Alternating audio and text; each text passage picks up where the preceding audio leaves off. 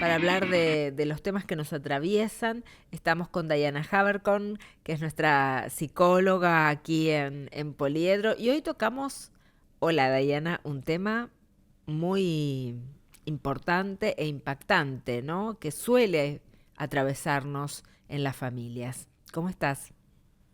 Hola Gaby, muy buenos días a todos. Feliz inicio del mes de la primavera. Ahora sí, llegamos. Sí, finalmente, ¿no? Todavía, mira, estábamos escuchando recién una canción, estábamos escuchando Hermoso, Seminare, y veía yo por la ventana de nuestra oficina, ahí al costadito, todavía nubes. Por tu casa también bastante nublado, ¿no? No abre todavía. Todavía no quiere, pero ya estamos en mes, así que es solamente cuestión de días para que empiecen los días lindos, que nos hacen Sí, felices. perfumados, un sol que calienta distinto. Estamos esperando la primavera, que sea menos lluviosa, menos calurosa. Vamos a ver, me parece que eso Vamos. todavía me parece que no te lo puedo garantizar eso.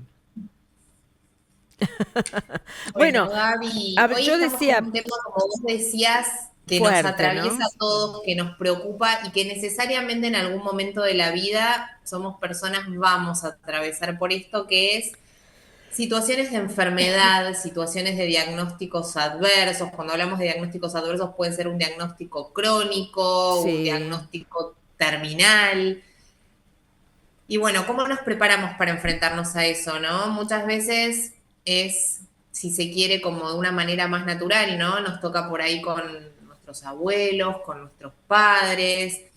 A veces le toca a los padres con los hijos, ahí más uno no está complicado. tan preparado, ¿no? Sí. Entonces, qué importante hablar de estas cuestiones, quizás antes de que nos pasen o si ya tuvimos la experiencia, poder analizar un poquito qué nos pasó en ese momento para estar mejor posicionados cuando tengamos que volver a atravesar alguna situación de enfermedad de Claro, algún ser claro. querido. Yo lo pensaba y lo dejo después, lo hablamos o lo hablamos tal vez otro día, de acuerdo como vos digas, pero que este tema de cómo acompañar a un ser querido ante el diagnóstico de una enfermedad se puede dar así, o sea, lo podemos conversar desde ese punto de vista y también lo podemos conversar desde el otro lugar, cuando el diagnóstico es propio, ¿no? Cuando alguien tiene que comunicar esa situación que le está pasando a uno, al entorno, a la familia, a los amigos. Me parece que son esos dos puntos de vista fundamentales como para tratarlos así por separado. Bueno, total, tanto para la enfermedad propia, para el diagnóstico propio, para el diagnóstico de algún ser querido, lo primero que tenemos que saber es que cuando uno habla de duelo o de pérdida, uno no necesariamente habla de muerte de manera directa, ¿no? Sino de algo que nosotros veníamos teniendo, una situación, una vida, una rutina, que frente a un diagnóstico adverso va a dejar de ser como tal. Entonces lo Bien. que primero tenemos que saber es que vamos a atravesar un montón de sentimientos, que está bien sentirlos, que es normal, que es frecuente y que hay que poder atravesar. Entonces, cuando nosotros hablamos, por ejemplo, de las etapas del duelo, tenemos que Sí. saber que posiblemente atravesemos por varias de ellas.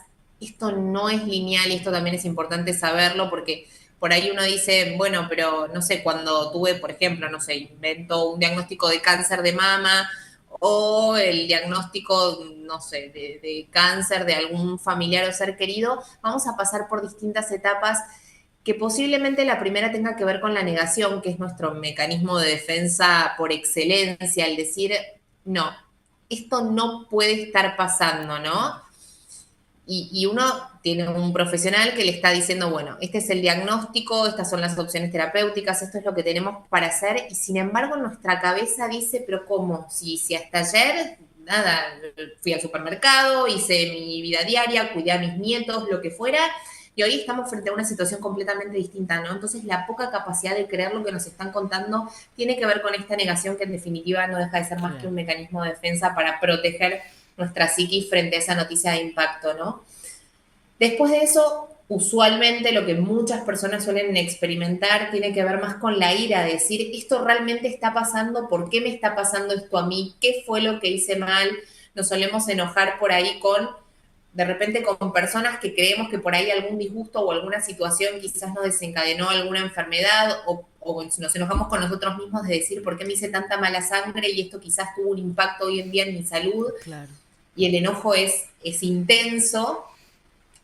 Después de eso, en el mejor de los casos, llegamos a la negociación y a decir, bueno, ok, esta es una situación que tengo que enfrentar, es lo que me está tocando, quizás ya no voy a poder hacer la rutina como la tenía establecida previo al diagnóstico, pero sí voy a poder seguir haciendo ciertas cosas y quizás esto viene a mostrarme alguna otra situación de la vida, alguna lección, algo que yo deba aprender, quizás me resulta de utilidad para acercarme a mis papás, a mis hermanos, algún Sí, la familiar o verdad que algún sí. ser querido, algún aprendizaje quizás me trae y empezamos a negociar con la idea de ese diagnóstico adverso. Pero cuando en definitiva empezamos a atravesar ese diagnóstico y se empieza a hacer palpable la pérdida de todas las cuestiones que nosotros teníamos como aceitadas en la vida diaria, toda nuestra rutina, ahí viene un poco la tristeza profunda Claro. que puede devenir en una depresión y en decir, realmente estoy mal, estoy triste, no sé qué hacer con este diagnóstico, no sé cómo enfrentarlo, mi vida ya no es la de antes. Claro. Y finalmente, y en el mejor de los casos, y si supimos atravesar un duelo de manera saludable, viene la aceptación de decir, ok, las cosas no van a ser como eran antes, perdí capacidades o situaciones en las que yo me sentía cómodo, que me hacían bien, que tenía toda mi rutina establecida. Sin embargo, es la situación por la que me toca atravesar y voy a decidir enfrentar esta situación con la mayor entereza y resiliencia posible. Claro. Y buscamos algunas quizás actividades alternativas o empezamos a hacer cosas distintas o de vuelta acercarnos a personas que por ahí estábamos un poco alejados o establecer nuevos vínculos y es lo que en definitiva nutre nuestra alma y nos permite enfrentar un diagnóstico con mayor entereza, como decía hace unos minutitos. Claro, es un proceso. No, a veces Exacto. pensamos que todo esto pasa así, pero no. Es un proceso y hay que, lo más saludable también, corregime si me equivoco, pero creo que lo más saludable es pasarlo, procesarlo en su totalidad, sin saltear o tratando de saltear etapas. ¿Y cómo los familiares pueden acompañar también ese proceso? Porque ellos mismos a su vez están viviendo algo parecido. Absolutamente. Y ahí es importante porque uno siempre, cuando alguien nos cuenta algo triste, quizás la primera tendencia que tenemos todos es en decir, no te preocupes, vos sos fuerte, vos vas a salir adelante y ojalá muchas de las situaciones y sobre todo de salud que nos atraviesan fuera solamente una cuestión de voluntad. Claro, A ver, cierto que vamos a requerir de mucha voluntad frente a un diagnóstico para emprender un tratamiento, para seguir las pautas que nos indique el médico, pero digamos, no siempre podemos todo y no siempre podemos todo en el momento que queremos hacerlo.